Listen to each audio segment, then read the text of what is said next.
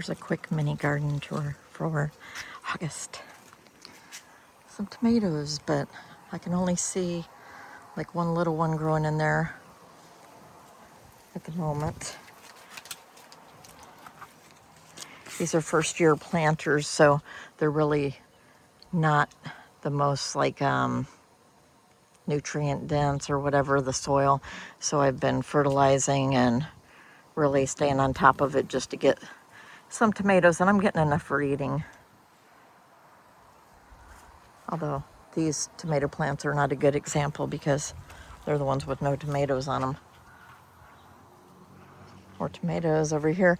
I've got 3 of the metal fire rings and everything's just kind of growing together. I had a volunteer plant down here on the ground. That's a delicata squash, and it's taken up this whole walkway. And then over there, we've got some squash and cucumbers mixed in together. That is my pathetic little watermelon plants. It just finally got 2 little watermelons on it, and you know there's not enough season left to even grow the watermelon. But oh look, there's one tomato over here.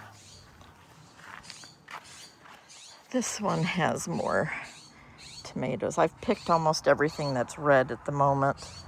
There's a little bit. There's the pathetic watermelon plant and this big overgrown delicata. That I never even planted. A lady gave me some pumpkin plants last year, and this year this one just came up on its own. And I haven't even eaten one yet. I've picked some, and some went too long, so they've gone to the chickens and the deer. My marigold. Here's my cucumbers. These are the kind I like. They're an Asian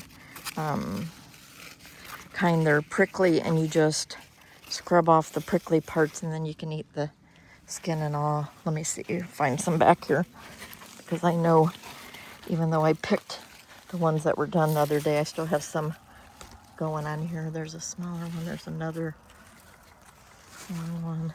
They're giving me just enough that I'm having trouble keeping up eating them. That's another volunteer plant.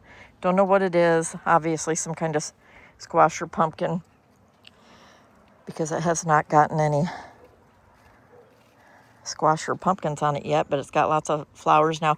And we just had a cooler weather patch, so I think now that everything's going to get a new round of blossoms, I'm going to get a new round of fruit and vegetables and everything. There's a nice tomato in there. Nothing's been overly big either this year, but I'm just happy to have enough for eating and have it so easy here by the house and no weeds. It's been amazing. My big garden is so much work. Here we go. Let's go through here.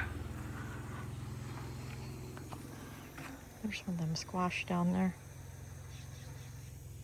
Can you see it?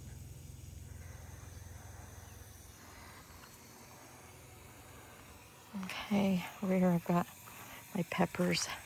I've got a bunch on right now. I don't know if you can see them because, you know, green on green, but I've got a whole bunch of jalapenos going in here.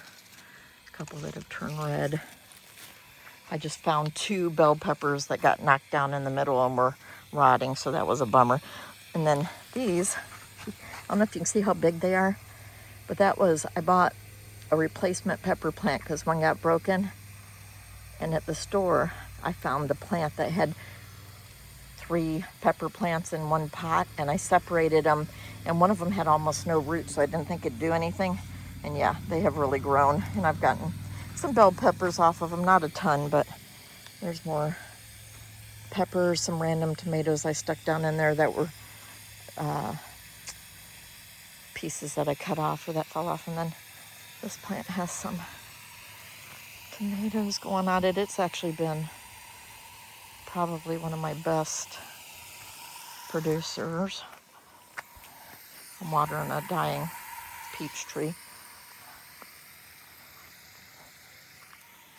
I don't see any more tomatoes on it, but here's my greenhouse. It's summer. Look how brown it is outside. These zinnias, I have not trimmed my zinnias in a couple weeks, or this would look more beautiful, but it's got dead ones in there. If you keep clipping those out, they just keep growing all summer, way up into October. So that's it. I got my green stalks, but they're getting ready to have the green beans ripped out, so they're not as pretty now. There's the cat's favorite spot.